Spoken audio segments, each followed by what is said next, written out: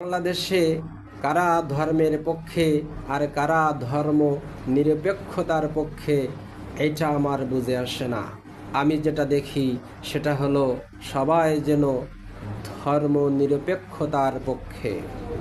একটা দল আছে যারা ধর্মের পক্ষে বয়ান করে, আবার যে দুর্গাপূজা উদ্বোধন করে তারা ধর্মের পক্ষে বয়ান করে, আবার যে মন্দির উদ্বোধন করে তারা ধর্মের পক্ষে বয়ান করে, আবার যে মন্দিরের নিরাপত্তা দেয় তারা ধর্মের পক্ষে বয়ান করে, আবার হিন্দু কমিটি গঠন করে। তাহলে তারাও তো ধর্ম নিরপেক্ষতার পক্ষে।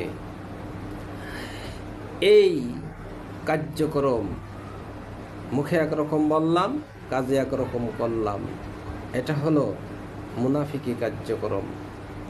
এই মূর্তি পূজা করা, এই পূজা মণ্ডপে যাওয়া এবং তাদের ভোগ খাওয়া, তাদের আর্থিকভাবে সহযোগিতা করা সবই হারাম। এগুলো শিরকি কার্যক্রম। আল্লাহ তাআলা কে বলেন, বিসমিল্লাহির রহমানির রহিম